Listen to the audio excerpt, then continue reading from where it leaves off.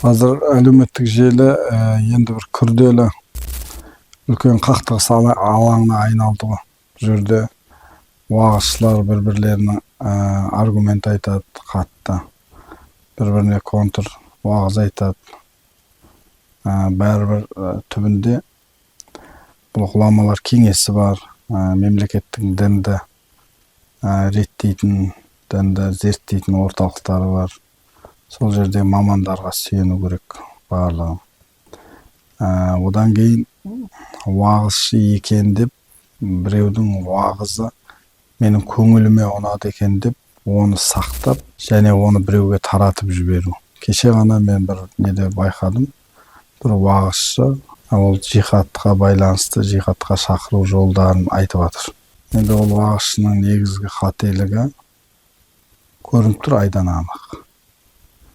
Бірақ соның сөзінің шеберлігіне, орысша красноречие дейді ғой, харизмасына қызығып тыңдайтын аудиториясы көп екен.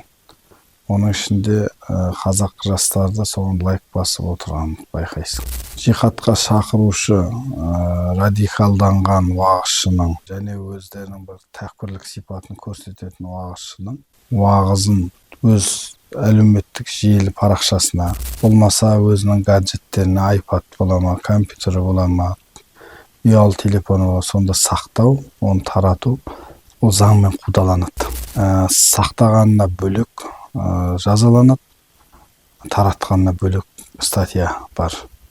Сөйтіп адамның бас аяғы бір уағызды, болмаса постерлерді таратамын деп, осындай бас бостандығынан айырылып қалу қаупі бар.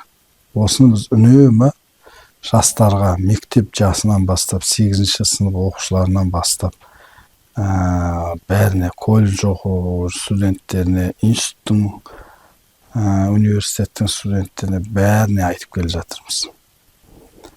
Уағызшы екен деп, уағызды тыңдап, таратып, кейде мықты деген ғалымдардың өзінің кейде бір қате пікірлері айтылып, кейіннен кешірім сұрап жатады.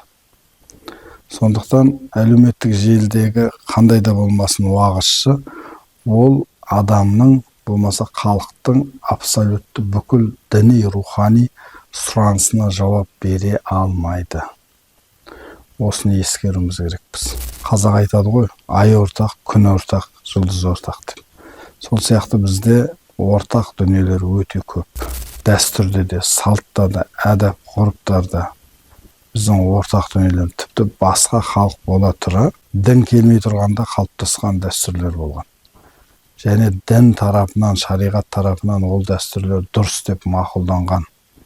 Ал мына кейде радикалданған, болмаса салт дәстүрді жоққа шығарушы, тарихқа бір үлкен бір тебіреніп қарамайтын, тарихтың құндылығын бағаламайтын адамдар бұл нәрселерден алыстап, кейде бағаламауға, мансұқтауға алып барып жатады. Міне осындай нәрселердің барлығы мемлекет тарапынан негізі қадағаланады.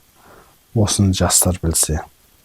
Уағыз айтты екен деп, бір адамның артынан ұстаз деп еріп кетуге болмайды.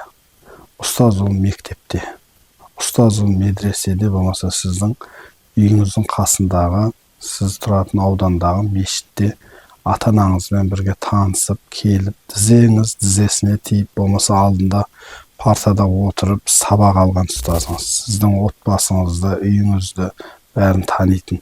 Ал біреудің маған уағызы ұнады, осы жерін кесіп алам деп, оны ұстаз деп, соған иланып жүруге болмайды.